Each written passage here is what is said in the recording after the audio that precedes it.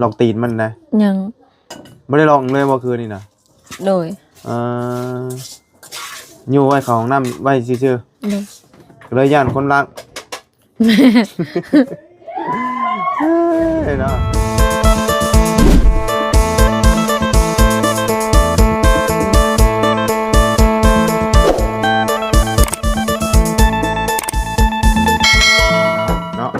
เบิ่งตัดผ้าขึ้นมาทั้งนี้ก่อนป่านี่พี่น้องเลยว้าวดูเนาะเก่งยังไงนี่นะเก่งนู่ลุงเก่งกันไหนโดยมาได้ใช้นี่นะลูกชายใส่กับใส่กับโดยโอ้สิเก่งงูสองตัวเช้านี่เก่งไก่เก่งไก่เนาะเอาโดยบ่ได้อยู่บ่ได้เช้าพี่น้องเฮ็ดกินอย่างเดียวเลยเนาะเข้าก็สุกแล้วต่ำอยู่ให้ลูกกินแม่เก่งบ่เมื่อยว่าแม่ถามไม่ดีบ่แม่บ่เมื่อยฮะบ่ดูเนาะเอาพี่น้องเนาะเป็นผู้ขอต่อแขนแล้วเรียบร้อยตำรางมันแหละแต่ว่าวันนี้ขึ้นมาเบิ่งภาพบรรยากาศเราเฮ็ดอยู่เฮ็ดกินให้กินอีกเลยเนาะนั่นน้ำหม้อยังใช่น้ำหม้อนั่นหม้อหั่นไก่หั่นไก่อีกนึงก็ได้โอ้ไก่แบกนั่นน่ะหม้อเฮาก็โดยแกงหนูก่อนบัดนี้สิแกงหนูบัดนี้เอาโดยบ่ได้อยู่บ่ได้เศร้าพี่น้องเนาะอยู่กินเอาไว้ใช้รถเมื่อคืนนี่น่ะจอดไว้ใส่ห้องน้ำจอดห้องน้ำเมื่อคืนนี่ไม่ได้นอนว่าตื่นตลอดฮะไม่ได้นอนยันเขาลักรถโอ้ซ่อนอยู่นี่หั่นบ่ดูพากันได้นอนจักมุ้งจังคืนนี่ได้แหละ1 โมง 2 โมงนั่นแหละโอ้เป็นห่วงรถบ่ว่าหนูก็ไอ้กันไหนสบายดีเนาะห้องน้ำหั่นน่ะไม่ได้นอนดีบ่ฮะเป็นที่ไหนมานี่มานั่งก่อนเนาะเป็นได้ก็บ่ได้นอนแท้อันนี้ไม่กันพี่น้องเอ้ยเขาหลักรถฮะบ่แม่นไปนอนเฝ้าอยู่ห้องน้ำจักบ่ฮะบ่ได้นอนบ่ก็นอนเด้บ่มันเป็นที่ไหนก็ความรู้สึกตอนอันว่าแบบว่าเฮาได้รถมาแล้วเฮาระแวงแบบไหนเอากระเวงยันเขาจะเอาไปยันเขาลักว่าเฮาล็อกไว้อยู่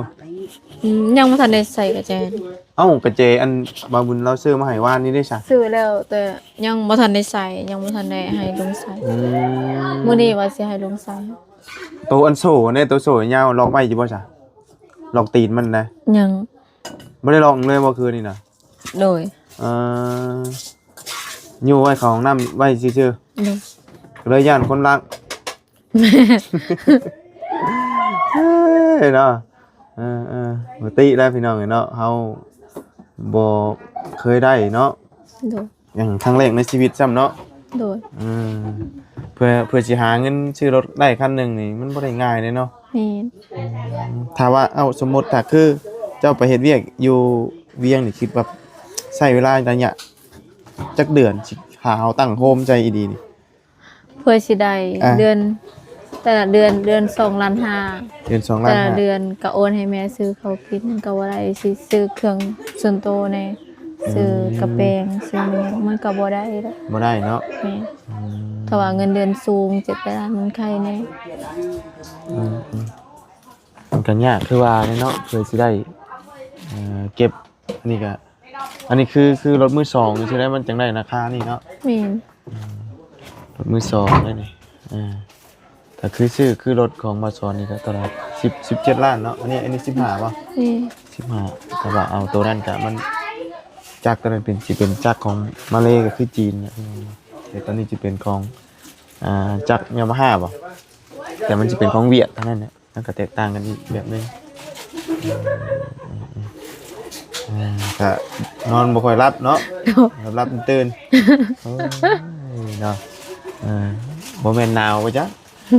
บ่ได้นอนนอนกันแต่คนเมื่อคืน5 คน5 คนน่ะไผนอนรับแจ็บคักบัดเขา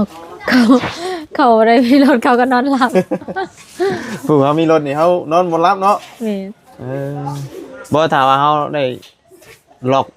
เฮ็ดคอกมันเนาะเฮ็ดคอกมันน่ะการล็อกล้อล็อกคอล็อกตีนมันน่ะก็มันก็สิบ่ระแวงปานใดเนาะ นี่ อืมถ้าว่าคือยิ่งเป็นรถอันว่าอันคืออยู่บ้านนี่เป็นของอหยังของไทยคือรถบาไลนี่เฮงระแวงแฮงตัวนี้นะ แต่แถวบ้านนี่เขาบ่ได้ซื้อรถนี้ราคาแพง มีแต่ มี ซื้อ แต่เขาซื้อรถเวียดรถมาแต่เวียดนะ มีแต่ซื้อแบบนี้ไว้เนาะ นี่ เพราะว่าถ้าซื้อคือของมาไล่นี่ก็คือของเราตอนนี้เนี่ยเราซื้อพรตอนนี้นะพรนี่มันตกอยู่แสนเศร้าถ้าซื้อสดก็อยู่ประมาณ60,000บ่อยู่ล่าง60,000มันเป็นจักรของไทยเด้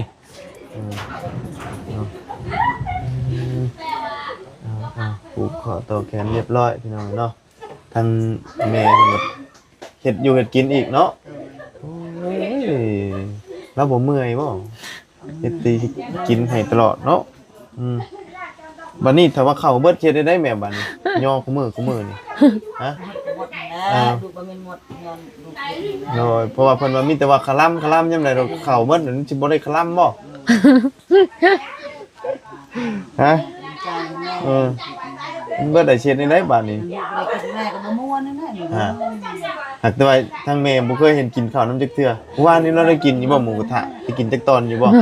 บ่ได้กินจักตอนเด้อโอ้โห แล้วแม่ กินได้กินแกงหน่อไม้เนาะแต่บ่เคยเห็นเรากินน้ำจักเทื่อนะตั้งแต่มาเข้ามานี่สรุปแล้วอันนี่ไหนก็มื้อนี้คือว่าอันเพิ่นสิมาเจ้าน้ำเพิ่นมา บ่เห็นเพิ่นมา บ่ได้มาเลยบ่ นี่ เอ้าคือว่าบุญแล้วว่าอันเพิ่นสิเข้ามาจังบ่ได้เข้ามาจัง บ่เห็นเมื่อวานนี่เราเข้ามาถาม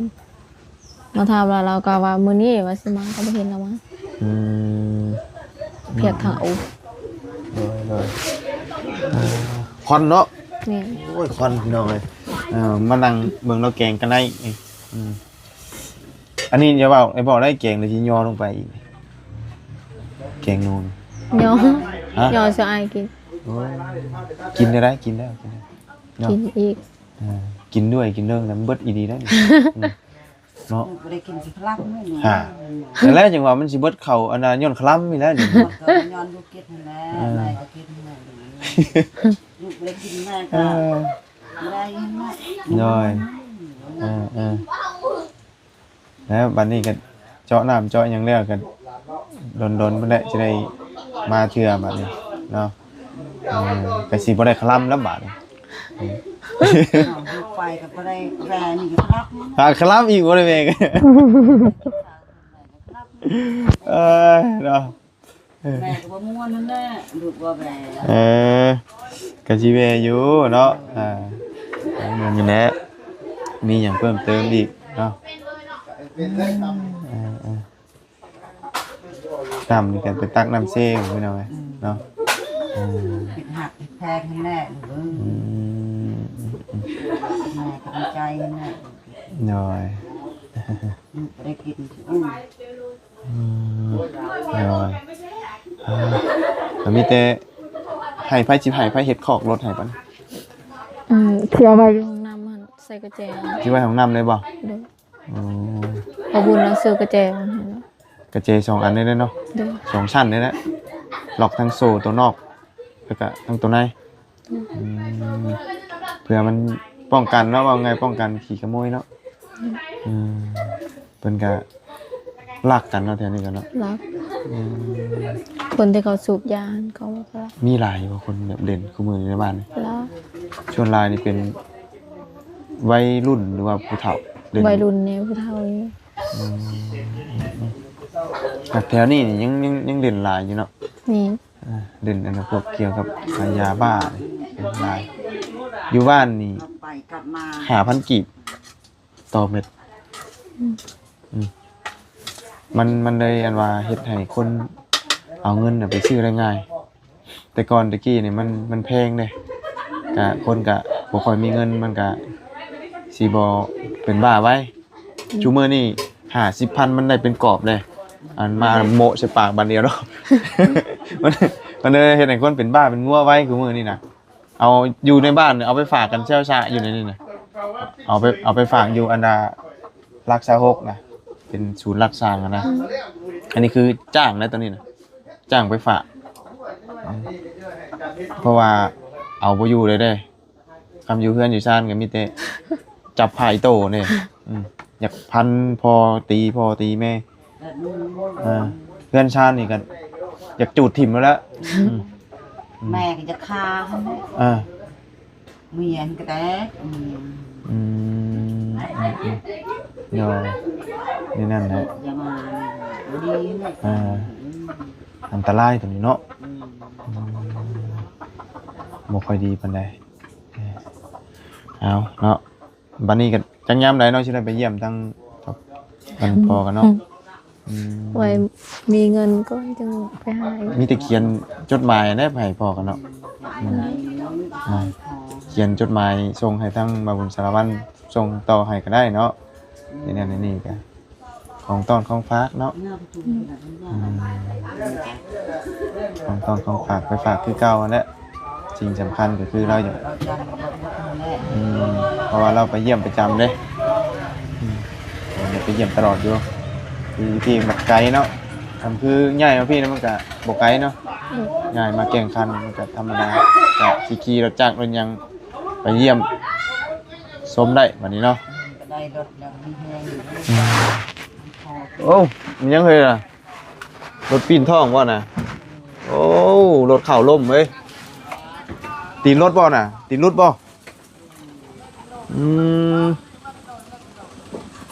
โอ้เราแก่เข่ามารถรุดกับเพราะเขาตกจับเขาให้บ่นี่นะเมียนบ่เขานาบ่โดยคอนไฟบ่โดยมูเมนว่าไห้ได้นี่นะเนาะ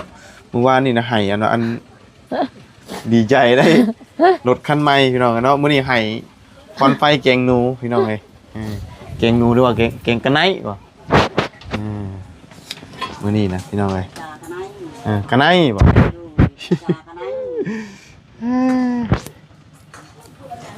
ขัวหนูเนาะต้มไก่จักโตเมื่อเช้านี่2โตไปซื้อเอาอยู่ตลาดบ่หรือว่าไก่ในบ้านเอาไก่ลูกไก่เท่า2โตอะไรไงเนาะพอเป็นฮีตเป็นคล้องพี่น้องเนาะตอนหับรถใหม่แล้วก็ได้ความฝันก็ถือว่าเป็นจริงเข้ามาเลยเนาะสิ่งที่เฮาใฝ่ฝันก็คือแรกที่ว่าเจ้าว่าไปหาเงินหาค่ำนี่ก็อยากปลูกเรือนแม่นบ่ตั้งเรือนใหม่เนาะแต่ว่าอันนี้ในซ่อมแซมมันก็ดีแล้วเนาะดีกว่าเก่าหลายแล้วก็ของน้ำเนาะแล้วก็น้ำก็ถือว่าสิได้เบิดแล้วเนาะแล้วก็รถเนาะพาหนะคือค่าขายพี่น้องเนาะสิ่งที่เป็นแบบเฮ็ดใช่ไม้พี่ของจันเอ้ยเนาะเว้นนอนรับโกนกึกบ่คืนนี่ฮะเอามาพี่มายืนเคียงกันช่วยร้อยมึงดูฮะเนาะมันนอกพี่มั้ยมันเสียบตาเอาไฟไปดังไฟก่อนดังไฟยังน่ะจุเฮ็ดยังน่ะโอ้หนาวว่าดอกมื้อนี้คือว่าธรรมดาอยู่ได้มื้อนี้เนาะมื้อนี้ถือว่าโอเคอยู่ได้บ่ได้หนาวปานใดเนาะเอ้านี่ใส่เสื้อกันฉันได้อยู่เมื่อวานนี่น่ะเย็นนี่ใส่เงี้ยหรือฮะเห็นเนาะเย็นแห้งพี่น้องเนาะเราบ่ใช่อีดีนะบอลนี่นะเนาะคือเป็นบอลอันว่าเอาไว้ถ้วยบวงเลยบัดนี้ปูสาดกินข้าวเลยบัดนี้เนาะนั่งเล่นสบายยามแดดมองดูนะนั่งพิงแดดก็ได้เนาะนี่ยามหนาวลมแห้งด้วยเนาะเพราะว่ามันบ่เป็นแต่ใส่คือซ่านคือว่าแน่พี่น้องมันบ่คือซ่านเนาะมันบ่คือซ่านคือว่ามันก็บ่เป็นแต่ใส่อันว่าถอกน้ำให้มันเปื้อนนะ มีแต่ว่าหมองนั่งเล่นปูสานนั่งเล่นสบายกินข้าวกินน้ำเนาะเออ สิต่อซ่อนไว้นี่ ฮะ ต่อซ่อนไว้ตรงนี้ เออต่อออกพอได้นั่นเนาะ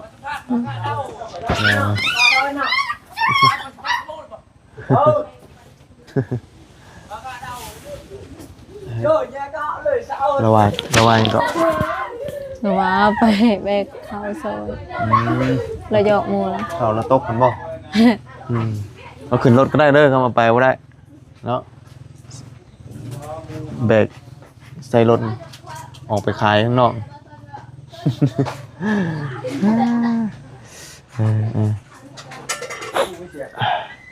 ถือว่าตอนหับเรียบร้อยรถรางบนกับบุญมาบ่ทันเลยพี่น้องตื่นช่วยอากาศมันเย็นหนาวแห้งดีเลย ถ้าเจ้าอายมาเพิ่นว่า มันหนาวเลยโมไหว เอาไปใส่ได้เจ้าอายคือว่าบ่เห็นว่า มีภายในมาทัน บ่บุญแล้วก็บ่ลาวบ่จันทร์ 3 คน พอเสียงเรามาเมื่อกี้นี้ เดี๋ยว แล้วก็ปลูกแขน แล้วออกแล้วบ่ ออกแล้วเอาไปเวียก กับอาจารย์บ่โดยผูกเรียบร้อยพี่น้องเลยตอนหับรถใหม่เนาะเก้าเพิ่นแต่ใหม่เฮาเนาะใหม่สำหรับเฮาเลยพี่น้องเพราะว่ามันใหม่สำหรับเฮาอันนั้นเนาะก็มีแต่ใส่ขับขี่กับเบิ่งมันเพี้ยนเอานะเนาะเรื่องน้ำมันเครื่องเนาะ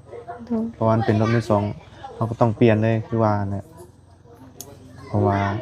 เพิ่นใส่มาแล้วนี่เฮาบ่ฮู้ว่าเพิ่นใส่มาระยะจักเดือนเนี่ยแล้วเพิ่นจอดไว้อยู่เด้เราต้องเปลี่ยนเลย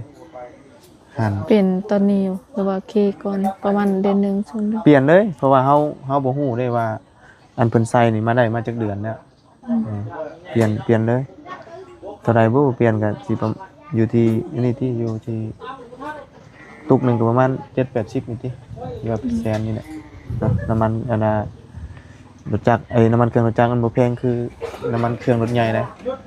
น้ำมันเครื่องรถใหญ่นี่เปลี่ยนรอบนึงนี่ล้าน8ล้าน9พุ่นนะรอบนึง10,000 โลเปลี่ยนรอบนึงข้าวเดียว10,000 โลนี่แล่นไปมานี่เรียบร้อยเนาะข้าวเดียวเอาจังไดก็ดีมุกดีใจนํเนาะที่ว่าได้รถได้ล่างแต่ว่าน้ำยังบ่ฮู้เนาะเป็นย่านทางไปจักบ่ บ่ฮู้ เดี๋ยวเนาะเห็นแต่ย่านทางนะมันทางยากอยู่เนาะบ่บ่ก็ยังบ่ได้ล่างรถว่าสิล่างก็บ่กล้าล่างเฉาชนิมบ่ได้อันยางล้อหยังมันนะได้ให้เบิดได้บ่ผ่ายผูกแขนนะผูกเอาคนนี่แหละเนาะเฮ็ดได้ซะรถบ่ผูกมันก็ยากเนาะเอาโซ่ผูกเอารถเนาะผูกอันนั้นประเพณีฮิตทองนี่แหละพี่น้องเนาะอยู่ดีมีแห้งนี่แหละเนาะปีหน้าปีในอันแหละเพิ่นก็ได้จักจังได๋สู่เวียกต่อเนาะโดยมันมีบ่เบิดแต่บ่ ใส่ผูกแขน มาหาเบิ่งก่อนดูมาเบิ่งผูกแขนให้ก่อน ใส่เงินก็ได้ เป็นยังเนาะบ่ได้ใส่ลายหรอกใส่ลายบ่มีปึ๊บเอาพี่น้องมื้อเช้านี้มาบ่ทันเนาะสบายดีเด้อพี่น้องเอ้ยมีแต่ผูกย้อนหลังเอาก็ได้เนาะจังได๋ก็อยู่ดีมีแฮงเนาะดีมุกดีใจนำได้เฮือนได้ซานแล้วก็ได้รถได้ล่างแล้วเนาะตามมาครับน้ำเนาะกำลังสิเริ่มดำเนินการเนาะต่อไปก็มีแต่ว่าเฮ็ดเวียกเฮ็ดงานเนาะเฮ็ดไร่เฮ็ดสวนและบ้านเฮาเนาะจักเฮ็ดหยังมันมีหยังเฮ็ดเลยพี่น้องมันบ้านนอกของนาเฮามันก็บ่มีแบบว่างานรักเนาะรักมีแต่เฮ็ดหัวเฮ็ดไร่เฮ็ดสวนเด็กๆน้อยๆพอได้แก้ไขเนาะถ้าว่ามีรถสิล่ะสิในความคิดเจ้านี่ว่าสิขายเครื่องแบบใดบัดนี้ เปิดห้าน เปิดห้านนี่เฮาต้องเริ่มขายขนมก่อนสิเนาะ อืม มีทุนเด็กๆหน่อยๆพอได้ซื้อขนมมาหอยเด็กน้อยอยู่ว่าเด็กน้อยเนาะ โดย ตัวเด็กน้อยนะ ตัวเด็กน้อยย่างผ่านทางบ่ได้ขี้ไห้นะพี่น้องแต่ว่าก็เหมาะอยู่แล้วเนาะมันเป็นทางผ่านแต่ว่าบ้านก็บ่ใหญ่ปานใดแต่ว่ามันก็พอได้อยู่แล้วเนาะเด็กน้อยหลายพอได้อันว่าอันว่าเด็กน้อยผ่านทางไห้เด้พี่น้องเด็กน้อยเพิ่นก็กินขนมเก่งอยู่ที่อยู่พี่ แม่ หลักๆกับขนมแล้วเนาะเด็กน้อย เนี่ยกรมแล้วก็ของกิน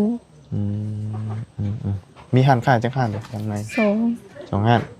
อืม ก็ถือว่าพอได้ขายอยู่เด้เนาะ อืม เพราะว่ามันจะออกไป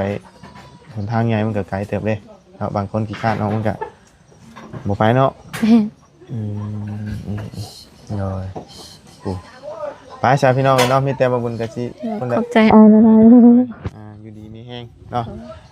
ดีใจนำเดี๋ยวออกไปพุ่นละวันนี้ไป ๆบ่กิน งาน ข้าว ต่อเฮ้ย กินข้าว เนี่ยเรา ก่ บ อ อก น เกงหนูนะ สุกแล้ว โอ้